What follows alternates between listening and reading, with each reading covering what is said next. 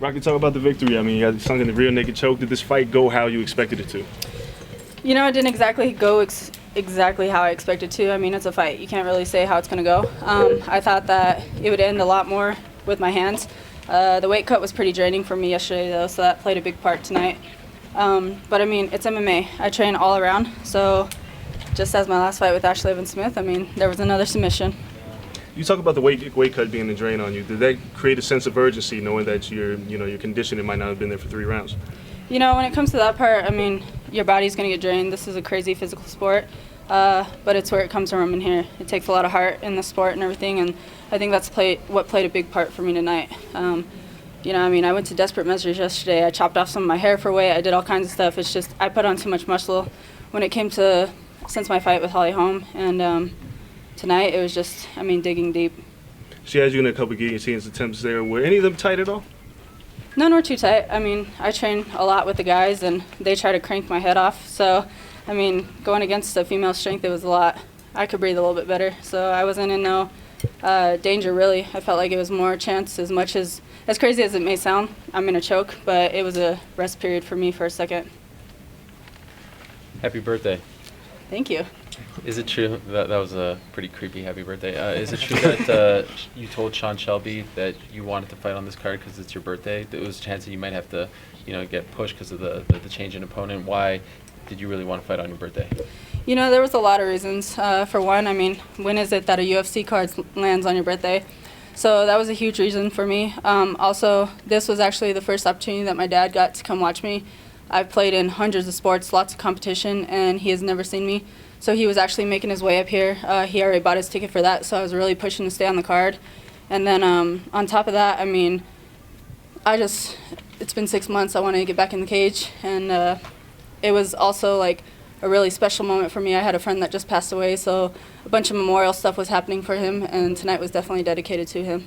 So did your dad make it to the fight? He did. He's out in the stands. And how come this is the first time in all your years of competing that he's ever watched you compete? You know, I mean, I think there was just a lot to it. He wasn't really raised too much family oriented, and then just having the kids, he leaned a little more towards my brother. But in his older age, I think he's starting to realize a lot more, and so he kind of just changed his ways. And at the end of the day, he's still my dad. And when he made the change and decided to come up here, I mean, it really put a drive for me. Knowing that he was here, were you more nervous, more emotional going into the fight? Were you thinking about him in there? Tonight was just emotional in general. I try not to focus on what's going on outside of the cage once it's time for me to step foot in there. But, I mean, things do happen. And like I said, I think the only thing that really popped into my mind was having to find that heart, having to find that drive, just because of the way that the weight cut took a toll on me. How much did you have to cut from your hair? I cut about 2.5 inches off. It was desperate measures, and I was stuck at 137.8. We were trying for 3 hours for those last, pound, 0.8 ounces. So I got in the shower, and I was supposed to be down ready for the bus, and I just told my mom to find some scissors and chop it off. Wow. And how much did that weigh? Do you have any idea? Weighed a pound. So then I had to work for a 0.8. I just had another question, if you don't mind. What happened to your friend who passed away? He passed away in his sleep. Oh. Yeah. Just natural causes? Yeah. You know, it was something to do with his heart, and so he was really young. He was only 34, and I met him the very first time that I faced off with Jessica, and we just became really good friends. We'd go to all the UFCs together, just kind of meet up in Vegas, and just had a lot of fun. And then one day, it was really crazy because 2 days prior, we were talking about our birthdays. His birthday was a week ago, so we were like, we're going to come out to this card, and we're going to have fun. I didn't think I'd get on the card, so we just kind of planned it as a birthday weekend. And 2 days after that, I got a phone call that he passed away in his sleep. So then, with all that, all the emotion, how satisfying is this victory? Is this the most important victory of your career? You know, it's very important to me for all the reasons that I definitely just listed. But just in general, I mean, I feel like a lot of the fights that I've already been in, especially the ones that have gone to decision, one thing that I really proved tonight was the fact that no more judges. I don't see any more judges in my future bouts. And, you know, it was the start of my revenge tour. Jessica was the first person, and I look forward to facing the rest. So, I mean, to get an awesome victory like tonight, especially against one of the girls that was in that revenge tour, I mean, it's very satisfying. So would that revenge tour mean Holly Holm's next on that list? Yeah, definitely. I mean, I've faced Holly Holm, I've faced Kat Zingano, I've faced Leslie Smith. All those girls that I have lost to, either a decision. Kat, she was the first girl to ever submit me. So they're definitely, that's kind of my way to turn around my career. I mean, I have a record that's 6-6 now, and I think a lot of those losses, I beat myself before I even walked into that cage. So I definitely want to show the fighter that I really am, and I plan to turn it around. How big a deal is to move up the rankings? You know, it's exciting. It's something that I don't really pay a whole lot of attention to.